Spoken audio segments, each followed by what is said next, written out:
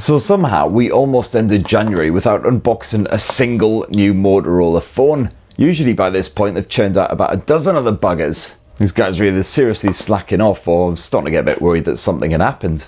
But here we have the Moto G34, one of the most affordable Motorola blowers, starting from just 150 quid. Is it any good? Well, let's whip it out the box, get it set up, take you on a full tour, and for more on the latest and greatest tech, please do subscribe and ding that notifications bell. Cheers! So, what do you get in that box? Well, you've got yourself a Moto G34, 5G, you always got to chuck 5G at the end for some reason. And Motorola has also hired in a 20 watt power adapter, bit of Type-C USB action, and that's it, besides a wee stubby pin thing to get your SIM in there. So I don't think the design of the Motorola Moto G34 is going to shock or surprise anyone, nor is it going to have you gasping or fainting with excitement, although it looks pretty neat for a £150 budget blower. Like most affordable phones, there's some serious bezel action up front, especially down here, a bit of Jimmy Hill.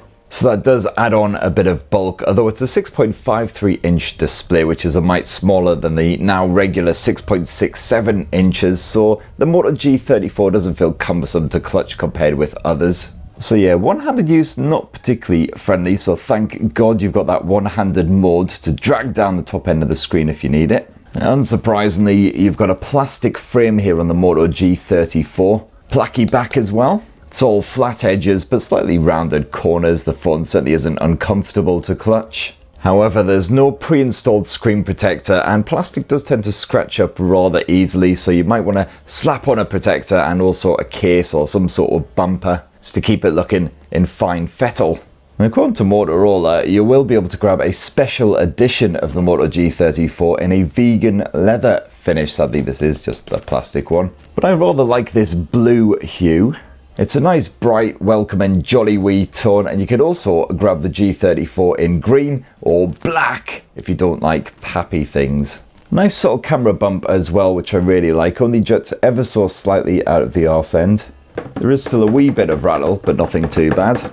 And as usual with Motorola smartphones, the Moto G34 is water repellent, not water resistant. Definitely don't go dropping it in a bath or anything, but if it gets a bit wet, using it out in the usual British weather for instance, it should be alright. Now, to get started with your Moto G34, you'll need to, of course, unlock it, and you do so using an edge-mounted fingerprint sensor, which I'm pretty happy with. I do prefer a physical sensor like this compared with the in-display ones. Otherwise, the G34 also supports a bit of face unlock, which again, reasonably responsive and dependable as long as the lighting isn't CAC. And no real shocks or surprises from Motorola on the software side. It's the latest, freshest Android 14 in a tasty stock format. If you haven't used a Motorola smartphone before, they don't tend to tinker with Google's UI at all. But what they do is chuck on a couple of their own apps to add some bonus features and services. The main addition being the Moto Hub. And this is absolutely cracking. Not only does it give you some handy little tips on how to get started with your smartphone, but you've got lots of personalization, so you can quickly change up the grid size, you can tweak the fonts, the wallpapers, the theme colors as well, so you can actually have them matching your wallpaper. Another one of my favorite sections is gestures, mostly because you've got that fast torch feature. You can also quick launch the camera with a double wrist twist, which to be fair, now that I'm in my 40s, I kind of struggle with.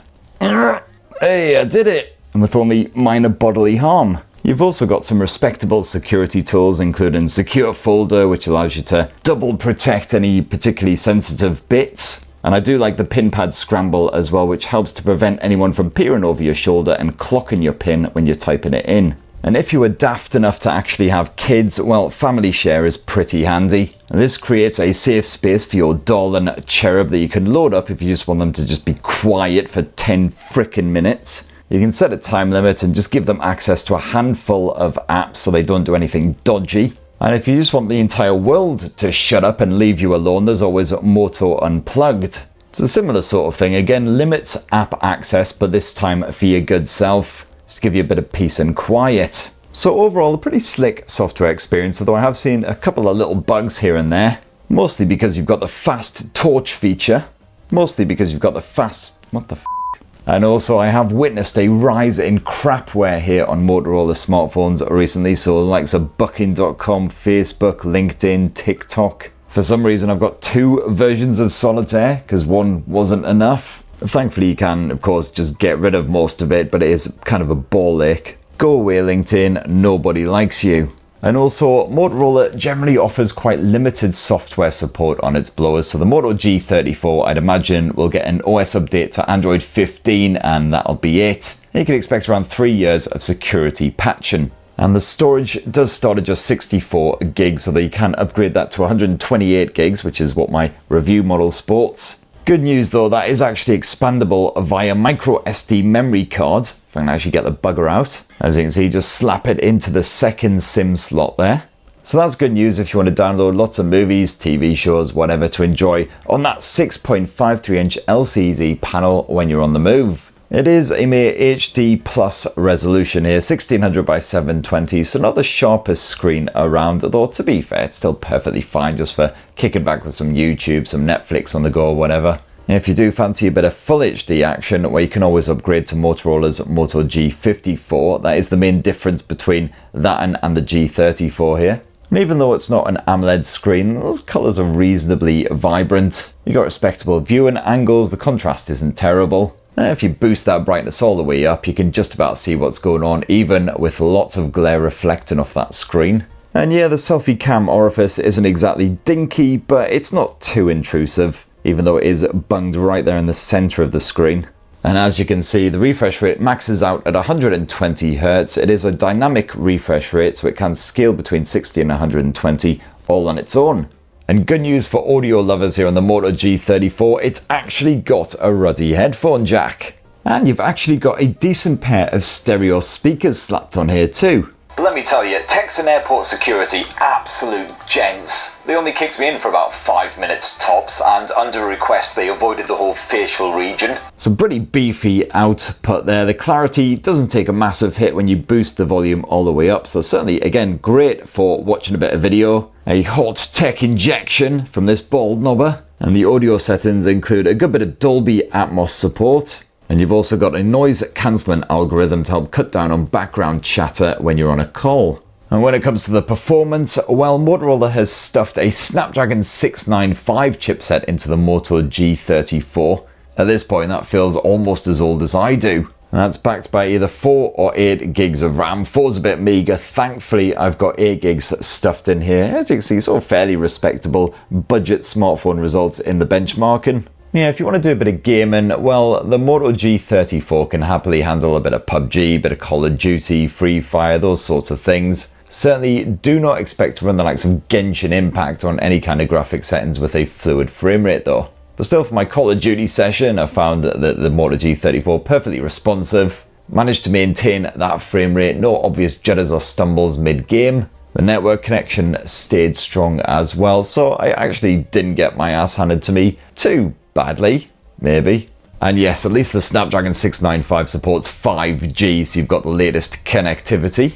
As for the battery life, well, it's a 5000 mAh capacity cell crammed inside of here, and unsurprisingly, because it's quite a basic energy efficient chipset, you've got that stock Android experience. You can expect all day play on this thing, even with hours and hours of screen on time, no worries whatsoever. And that's just as well, because you will basically need to plug this thing in overnight to charge it. You've only got 18 watt wired charging support peak, despite the fact that Motorola's bunged a 20 watt charger in the box. So yeah, don't believe the whole turbo power charging hype, it will still take ruddy ages. So let's finish up this lovely Motorola G34 5G unboxing with a squint at the optics. It's a simple dual lens setup, and that second lens is a craptastic 2 megapixel macro cam. But you do also have a reasonably decent 50 megapixel main shooter on here. It's very similar, if not identical, to what you'll find on the likes of the Moto G54. Got the full range of different camera modes, including a portrait mode to get a nice bit of bokeh action. You can boost this right up to really help your subject to stand out.